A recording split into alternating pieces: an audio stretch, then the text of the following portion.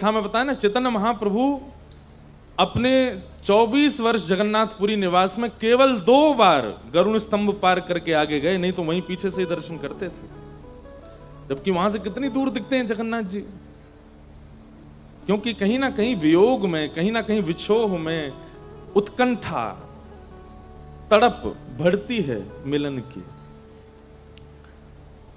और इसीलिए महाप्रभु जी के भावों को सब लोग जानते हैं कि चैतन्य महाप्रभु किसी का स्पर्श मात्र कर देते थे तो उसमें भक्ति प्रकट हो जाती थी। विछोह वियोग बहुत आवश्यक। इसीलिए ठाकुर जी रास विहार में अंतर ध्यान होते हैं। रास लीला करते करते गोपियों के बीच से अंतर ध्यान हुए, और अंतर ध्यान होकर के जब पुनः आए तब महारास हुआ। तो बीच में कुछ समय का विछोह वियोग आवश्यक है। अब एक बात बोलें आपको, वियोग का अनुभव कृष्ण लीला में किसको नहीं हुआ बताओ? यदुवंशियों को। उन यदुवंशियों को वियोग का अनुभव नहीं हुआ, इसके कारण नाश करवाना पड़ा ठाकुर जी को। आज कथा ठाकुर जी के गृहस्थाश्रम की है, उसमें सब लीला आती है, लेकिन अभी बात शुरू हुई है तो मैं अंत पहले बता देता हूं। जय महाप्रभु जगन्नाथ की। ये हमारे जगन्नाथ जी के श्रृंगारी महाप्रभु जगन्नाथ जी की ध्वजा सेवा में रहते हैं। महाप्रभु जी के खूब सुंदर सुंदर भाव प्रकट करते हैं। ऐसे आप पधारे, आपको बारंबार वंदन, खूब खूब नमन करते हैं। जय हो। क्या बता रहा था मैं? यदुवंशी। राम अवतार में क्या हुआ था? श्री रामावतार में सब लोग इधर देखो, भगवान जब रावण से युद्ध करने जा रहे थे, अब आपको आश्चर्य नहीं होता वानरों की सेना लेकर के गए? इतने बड़े बड़े राक्षसों से युद्ध करने के लिए ठाकुर जी वानरों की सेना लेकर के गए। जो रामावतार में हुआ वही कृष्णावतार में हुआ क्या कि जब राम रावण युद्ध के लिए वानर सेनाओं का चयन किया गया तो श्री राम जी ने अपने जैसा बल समस्त वानरों को प्रदान कर दिया। मतलब भगवान में जो 6 भग होते हैं, 6 ऐश्वर्य होते हैं, और जिन शक्तियों से साक्षात भगवान नियुक्त होते हैं, उन सब भक्तियों का अंश वानरों को दिया ठाकुर जी ने, ताकि वे युद्ध कर सकें। नहीं तो रावण की सेना कोई सामान्य नहीं थी। जिनके नगर की रक्षा करने वाली द्वारपाल पे बैठी हुई, द्वार पर बैठी हुई लंकिनी इतनी खतरनाक थी। सोचो, द्वारपाल इतना खतरनाक है तो भीतर रहने वाले लोग कितने खतरनाक। उनसे वानर युद्ध कर रहे हैं। वानरों में इतनी शक्ति होती है? नहीं होती। राम जी ने अपनी शक्ति से युक्त किया वानरों को। इसीलिए हनुमान जी महाराज कहते हैं तब प्रताप रघुनाथ। ये मेरा बल नहीं है, ये राम जी का बल है। लेकिन राम लीला में अद्भुतता यह हुई कि राम रावण युद्ध के बाद वानरों ने उन शक्तियों को वापस कर दिया, ठाकुर जी के चरणों में निवेदित कर दिया। बोले नाथ, आवश्यकता के लिए आपने हमको योग्यता प्रदान की, अब वही योग्यता हम आपको वापस कर रहे हैं, ये शक्ति हमारी नहीं है। ठीक वैसे ही भगवान ने यदुवंशियों को अपनी शक्ति प्रदान की। जैसे भगवान श्री कृष्ण हैं चतुर्भुज रूपधारी, वैसे ही सब यदुवंशी हैं। भगवान के दूर के रिश्तेदार यदुवंशी जहां जहां तक हैं, सब भगवान के समान हो गए थे पृथ्वी के भार को हल्का करने के लिए। लेकिन पृथ्वी का भार हल्का हो गया, उसके बाद यदुवंशियों ने शक्ति वापस नहीं की ठाकुर जी को, बल्कि अभिमान करने लगे। किसी के घर में ब्याह है तो वो कहते अरे भैया द्वारिकाधीश कृष्ण को निमंत्रण करना है, तो यदुवंशी क्या कहते, उनको क्या बुलाओगे, हम आ जाते हैं। ये देखो हमारे पास भी सुदर्शन चक्र है, हमारे पास भी चतुर्भुज हैं, हम भी नील मणि जैसे हैं। कहने का अभिप्राय शक्ति प्रदान प्रभु ने सतयुग में, त्रेता में भी की है, लेकिन त्रेता के वानरों ने शक्ति को वापस किया। शक्ति प्रदान द्वापर में भी की है, लेकिन यदुवंशियों को उसका अभिमान हो गया, इसलिए भगवान को नाश करवाना पड़ा। विचार कीजिएगा इस विषय पर। आपके पास जो भी शक्तियां हैं, ये सब ठाकुर जी ने दी हैं, चाहे वो देखने की, सुनने की, पाने की, करने की, सोचने की, समस्त शक्तियां ठाकुर जी ने दी हैं। उन शक्तियों से अपने जीवन को, अन्यों के जीवन को और संसार को सुदृढ़ बनाओ। लेकिन जैसे सुदृढ़ होता दिखे उन शक्तियों को धीरे धीरे ठाकुर जी को निवेदित करते रहो। नाथ, इसकी आवश्यकता अब मुझे नहीं है, ये परिपूर्ण है। क्योंकि कहीं ना कहीं ठाकुर जी के द्वारा दिए गए बल का जब आप अतिभोग करते हैं तो यदुवंशियों के साथ जो हुआ वो हमारे साथ भी होगा, नाश। मुझ में बोलने की शक्ति है, आप में कुछ करने की शक्ति है, कुछ किसी में कुछ सोचने की शक्ति है, किसी पर धन की शक्ति है, किसी में शारीरिक बल की शक्ति है।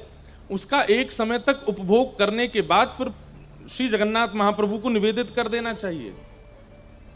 हे महाप्रभु जी, अब इसका अधिकार आपका है, हमारा जीवन यापन हो चुका, अब हमें इसकी आवश्यकता नहीं है। तब ठाकुर जी आनंदित होते हैं, बोले देखो ये अच्छा है। इसलिए हनुमान जी ठाकुर जी के परम सखा हैं, हनुमान जी ठाकुर जी के परम शिष्य हैं। क्यों? क्योंकि बल होते हुए भी उस बल का कभी अतिक्रमण नहीं किया अपने जीवन में।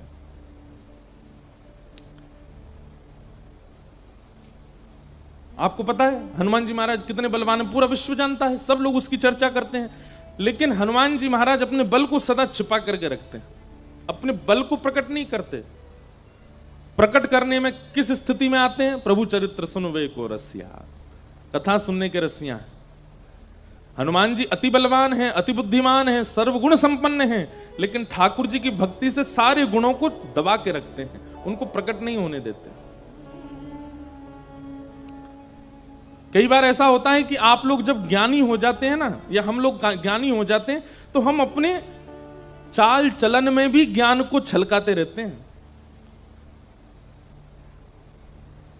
ज्ञानी व्यक्ति चल करके आता है तो उसके आव भाव, बैठना उठना, उसके रूप स्वरूप से पता चल जाता है कि ज्ञानी है। कोई व्यक्ति धनवान हो जाता है तो वो अपने कपड़ों को ही ऐसे पहनने लगता है कि सामने वाले को पता लगे कि मैं धनवान हूं। पर वैष्णव का स्वरूप है अपने समस्त गुणों को भक्ति के अंतर्गत छिपा के रखता है, उनको प्रकट नहीं होने देता। भले ही उसमें बहुत ज्ञानी है, लेकिन जब बैठेगा तो ऐसा लगेगा इसको कुछ नहीं पता, ये अत्यंत अबोध है। हमारे पूज्य पिताजी महाराज के गुरुदेव, हमारे दादा गुरुदेव अनंत श्री विभूषित श्री रामानुज प्रपन्नाचार्य गुरु जी महाराज, हमने उनका दर्शन नहीं किया। 5 महीने के थे हम जब गुरु जी भगवत धाम प्रस्थान किए, लेकिन उनके बारे में सुना है।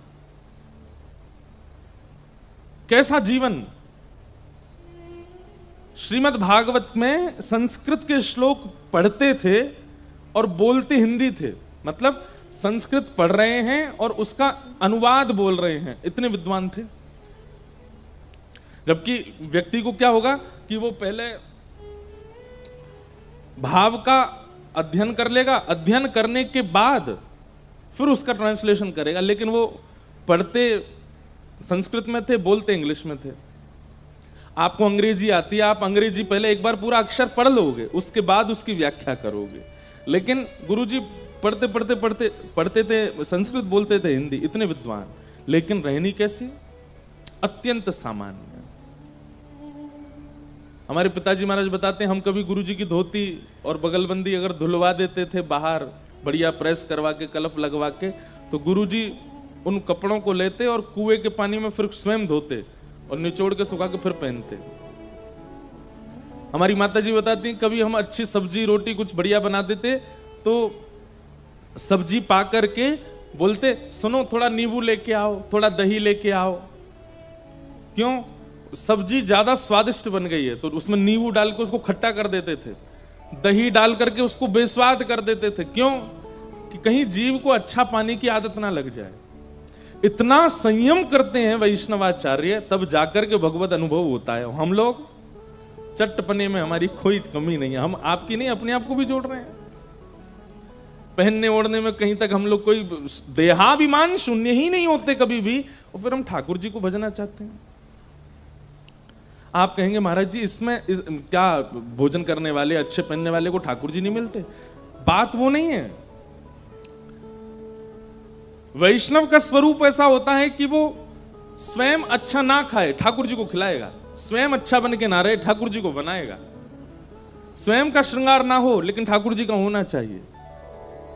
वो श्रृंगार में मतलब जो जो संसार के व्यवहार अपने लिए विचार करते हैं, वो सब ठाकुर जी के लिए विचार करता है, अपने लिए नहीं।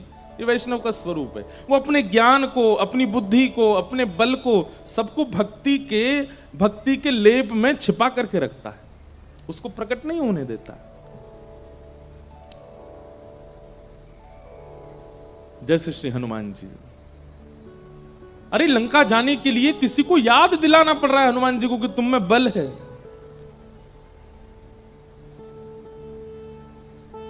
ऐसे श्री हनुमान जी क्यों? भक्ति में रमे रहते हैं, भक्ति में ओतप्रोत हैं।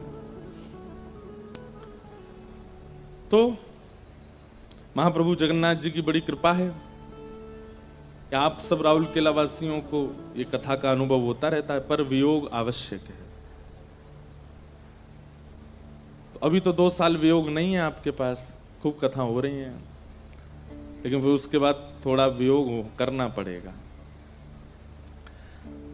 आइए आज के प्रसंग में प्रवेश करें। रुक्मणी जी के साथ ठाकुर जी का विवाह हुआ। हम अनेक बार अनेक कथाओं में इस बात को स्पष्ट कर चुके हैं कि रुक्मणी जी से ही क्यों विवाह हुआ, किशोरी जी से क्यों नहीं हुआ। देखो, अब प्रमाणित ग्रंथ भागवत में उसका वर्णन नहीं है, पर कई ऐसे रहस्यात्मक गूढ़ ग्रंथ हैं, उनमें ठाकुर जी के विवाह का प्रसंग है। अभी दत्त धाम नासिक में कथा थी, तो वहां हमने ठाकुर जी के विवाह महोत्सव की चर्चा की थी, कैसे ब्रह्मा जी ने आकर के ठाकुर जी का विवाह किया, आदि आदि सब विषय वहां कहे गए थे। उनका हमारे ब्रज के साहित्यों में और गर्ग संहिता, ब्रह्म वैवर्त पुराण आदि ग्रंथों में वर्णन है। लेकिन श्रीमद् भागवत में भगवान की बहुत अंतरंग लीलाओं को ज्यादा प्रस्तुत नहीं किया, क्योंकि अधिकारी और अनधिकारी का विचार किया है, लोग अधिकारी हैं कि नहीं। श्री राधा तत्व, श्री किशोरी जी का तत्व अत्यंत गूढ़ है, अत्यंत रहस्यमय है। आप लोग उनका नाम जपते हैं, आप लोग किशोरी जी का नाम सुनते ही खड़े हो जाते हैं, नृत्य करने लगते हैं, आनंदित हो जाते हैं, वृंदावन बरसाना दर्शन करने जाते हैं, पर उनके मूल तत्व को समझने की सामर्थ्य वो तो कोई सदगुरु ही प्रदान कर सकते हैं। उनके मूल भाव को जानने की सामर्थ्य किशोरी जी साधारण नहीं है। उनका प्रादुर्भाव धराधाम पर ज्ञान, भक्ति, वैराग्य आदि के स्थापन के लिए नहीं हुआ है। किशोरी जी का प्रादुर्भाव धराधाम पर केवल और केवल रसिक जनों को प्रेम रस पिलाने के लिए हुआ है। रसिक कौन है? जो सदा रस में ही रहते हैं,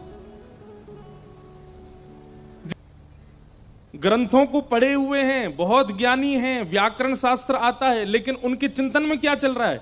चिंतन में यह चलता है ठाकुर जी और किशोरी जी रोज मिलते हैं जी, रोज मिलते हैं, तो पूर्णिमा पर मिलते होंगे तो ठाकुर जी दिखते होंगे, लेकिन पूर्णिमा के बाद जैसे ही चंद्रमा घटने लग जाता होगा, किशोरी जी को ठाकुर जी दिखते कैसे होंगे? और अमावस्या पर तो क्या ही करना पड़ता होगा किशोरी जी को। अमावस्या पे ठाकुर जी तो मिलते हैं अमावस्या को, अब अमावस्या को तो ठाकुर जी अंतर ध्यान हो जाते होंगे। किशोरी जी को कहनी पड़ती हो कि श्याम सुंदर ने हंसो, दांत दिखेंगे तो पता चलेगी तुम कहां हो। अब ये चिंतन है ब्रजवासियों का।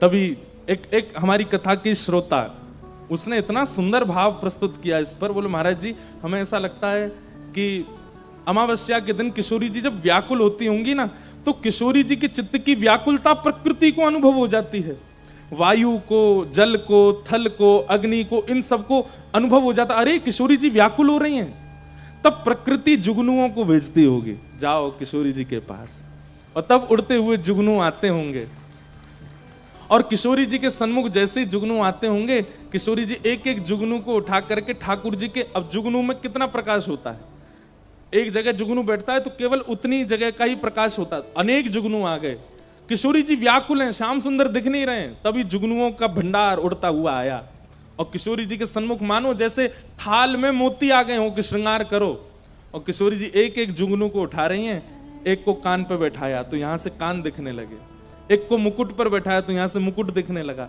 मोतियों के ऊपर सजाया तो मोती दिखने लगे, गाल पर भी दो दो बैठा दिए तो गाल भी दिखने लगे।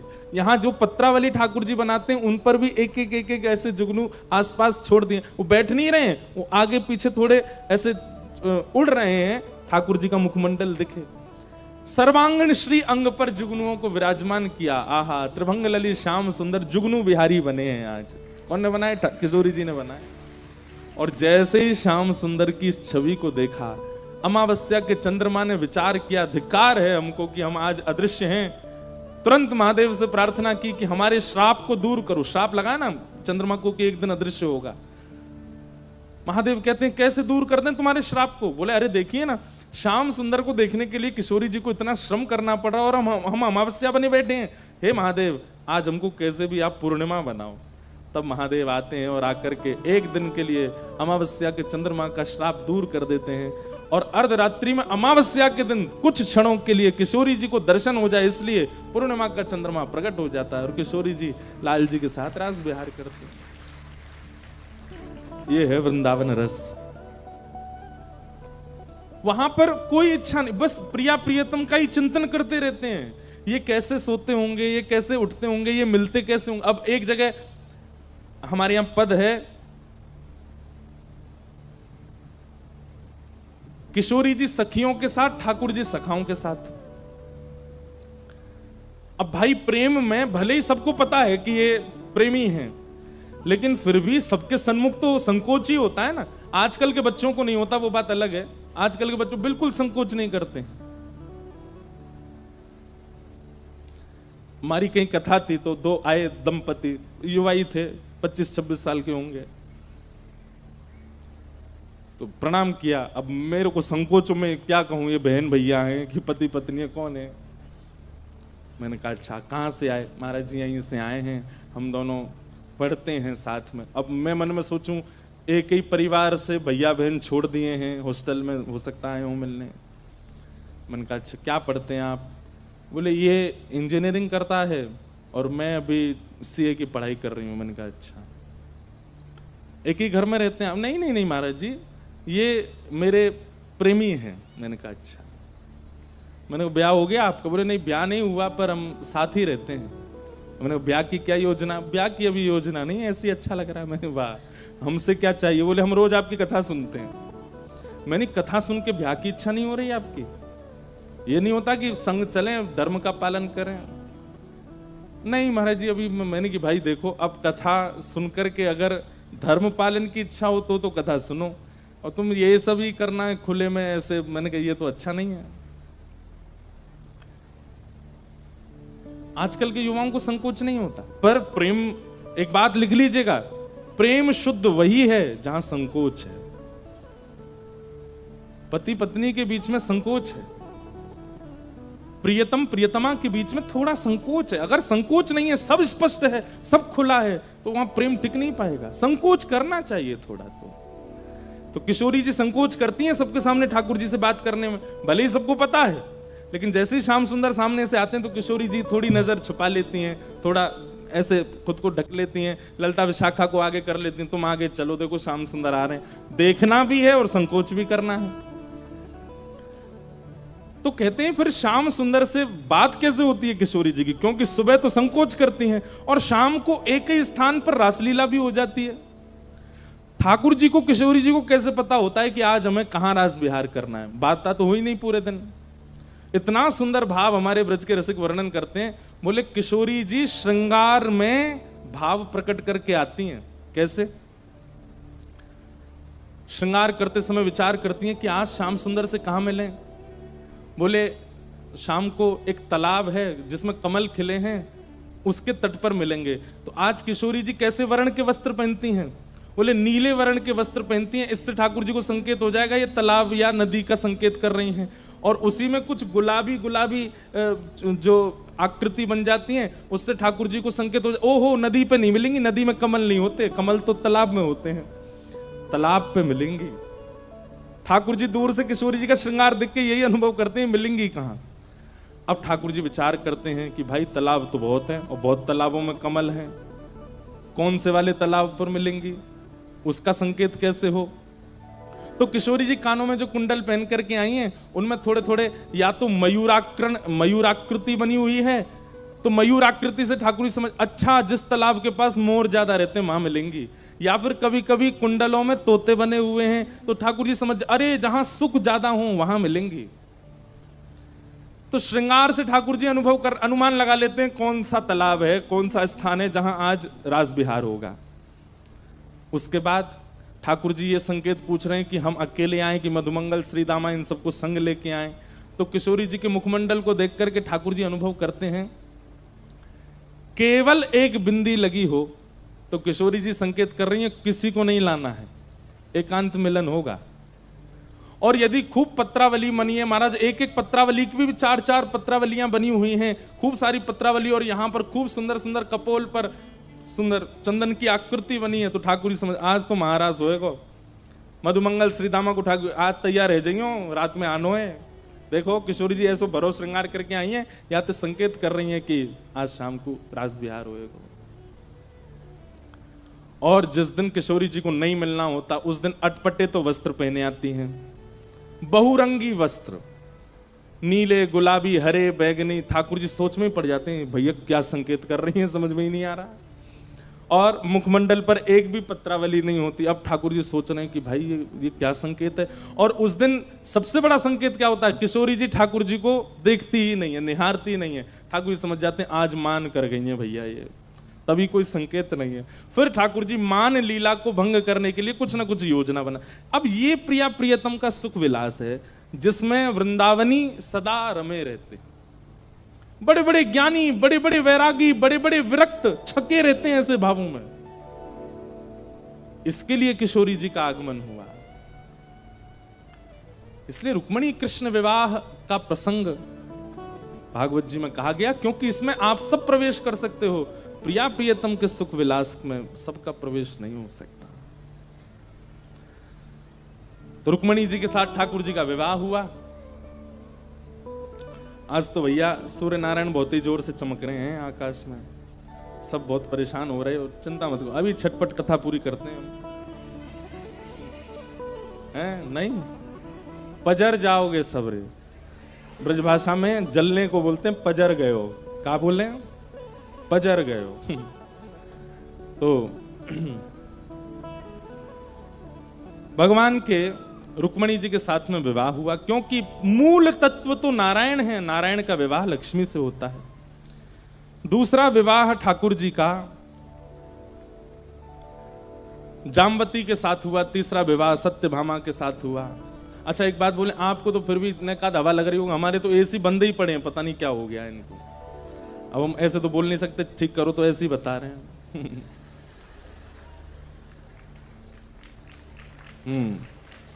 तो मुखिया को ही जब इतनी परेशानी होगी तो फिर बाकी के सब कैसे करेंगे। थोड़ा इधर घुमा दो,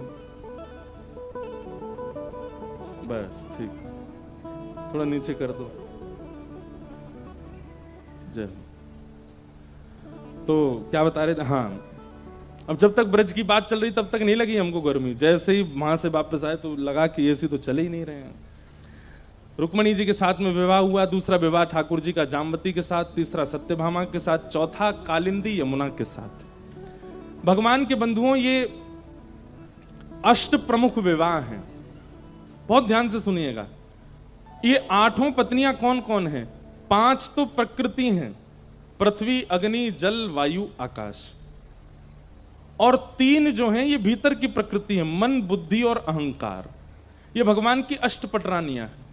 ठाकुर जी ने देखा जाए तो विवाह नहीं किया है, अपनी ही बनाई हुई प्रकृति पर अपने नाम छोड़ दिए। जैसे हम प्रॉपर्टी खरीद लेते हैं, बहुत दिनों तक वो लावारिश पड़ी रहती है, लेकिन जब दिखता है दूसरों की नजर पड़ रही है तो फिर हम उसकी बाउंड्री करवा के बाहर लिखवा देते हैं ये अमुक व्यक्ति की प्रॉपर्टी है। ठीक वैसे ही ये पंच तत्व बाहर के, पृथ्वी, अग्नि, जल, वायु, आकाश, और 4 तत्व हमारे भीतर हैं। 5 बाहर, 4 भीतर। 4 भीतर कौन से हैं? मन, बुद्धि, चित्त और अहंकार। अंतःकरण चतुष्ट है।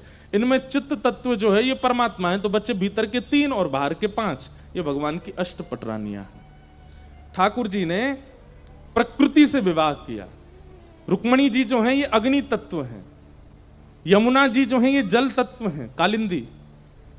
सत्यभामा जो हैं ये पृथ्वी तत्व हैं। इसीलिए भौमासुर नाम के राक्षस को मारने के लिए ठाकुर जी गए, जो कि पृथ्वी का ही बेटा है। तो जब भौमासुर का जन्म हुआ तो पृथ्वी ने कहा, नाथ मेरे पुत्र को कभी मत मारना, क्योंकि किसी ज्योतिषी ने कहा कि आप उसे मारोगे। तब भगवान बोले जब तक तुम नहीं कहोगे तब तक नहीं मारेंगे। पृथ्वी ही भगवान की पत्नी सत्यभामा बनकर के आई, और जब भगवान भौमासुर को मारने के लिए गए तो सत्यभामा ने ही आज्ञा दी, बोले नाथ इसको मार दीजिए। तब भगवान बोले तुमसे ही आज्ञा चाहिए थी, और भगवान ने भौमासुर का वध किया। तो पृथ्वी तत्व कौन? सत्यभामा। इस प्रकार ये अष्ट प्रकृति भगवान की अष्टपटरानी। अब आती है बात 16,100 कौन है? तो वेद मंत्रों में, उपासना कांड में जो भगवत उपासना के 16,100 मंत्र हैं, आपके हाथ में पुष्प दिया गया, और पुष्प देकर के कहा गया वंशी धारण करने वाले परमात्मा का स्मरण करो। वंशी विभूषित करा नवनीर दाबात पीतांबरा अरुण बिंब फला धरुष्ठात पूर्णेन्दु सुंदर मुखा अरविंद नेत्रात कृष्णात परम किमपि तत्त्वमहं न जाने। भगवान श्री कृष्ण का स्तवन करने के लिए जिस मंत्र का उच्चारण किया गया, ऐसे 16,100 मंत्र कृष्ण उपासना के, वे सब भगवान की पत्नी बनकर के आए और उनसे ठाकुर जी ने विवाह किया। तो देखा जाए तो किसी भी स्पष्ट जीव से ठाकुर जी ने ब्याह नहीं किया। अपनी उपासना के 16,100 मंत्र और अष्ट प्रकृति से भगवान ने विवाह किया। ये हैं 16,108 भगवान के विवाह हुए। भगवान की दिनचर्या का और ग्रहचर्या का वर्णन किया गया। ठाकुर जी की दिनचर्या बताई गई। ठाकुर जी सुबह सुबह उठ जाते हैं भोर में, और भोर में उठ करके स्नान ध्यान करके सबसे पहले ठाकुर जी ध्यान में बैठते हैं। आप कहेंगे ठाकुर जी किसका ध्यान करते हैं?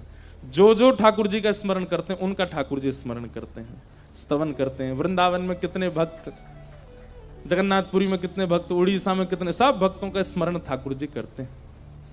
और सब भक्तों का स्मरण करने के पश्चात फिर ठाकुर जी अपने पांचजन्य शंख का नाद करते हैं द्वारिका में।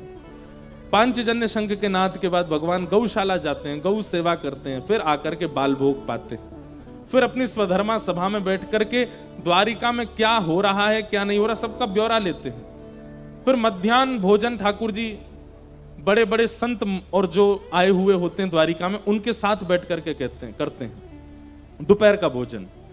रात्रि में फिर ठाकुर जी एक बार द्वारिका भ्रमण के लिए जाते हैं, और रात्रि में फिर परिवार को समय देकर उनके साथ प्रसाद पाके शयन करते हैं। इस प्रकार एक सामान्य सी दिनचर्या भगवान द्वारिकाधीश की बताई गई। ग्रहचर्या का वर्णन किया गया। ठाकुर जी घर में कैसे रहते हैं, पर्सनल लाइफ कैसी चल रही है ठाकुर जी की, इसका वर्णन श्री नारद जी महाराज ने किया। नारद जी बोले मैं ठाकुर जी के गृहस्थाश्रम को देखने गया कि ठाकुर जी पत्नियों के साथ कैसे रहते हैं। कहते हैं बोले ऐसे कोई गृहस्थी नहीं रहता होगा जैसे ठाकुर जी रहते हैं। रुक्मणी जी के भवन में मैंने जाकर के देखा कि ठाकुर जी बैठे हैं और रुक्मणी जी भोजन पवा रही हैं, ठाकुर जी बातें कर रहे हैं, बीच बीच में पाते हैं और एक एक ग्रास रुक्मणी जी को पवाते हैं। दूसरे भवन मैंने सत्यभामा जी के में जाकर के देखा तो ठाकुर जी सत्यभामा जी के केश गूंद रहे हैं, ऐसा प्रेम प्रवाह कर रहे हैं।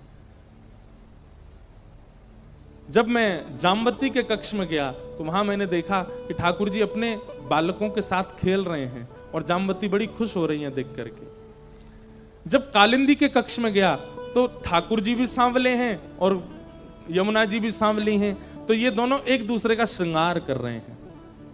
नारद जी कहते हैं मैं इतनी द्रुत गति से दौड़ता था कि अगले भवन में ठाकुर जी नहीं मिलेंगे, क्योंकि वो तो कालिंदी के साथ हैं, वो तो रुक्मणी के साथ हैं।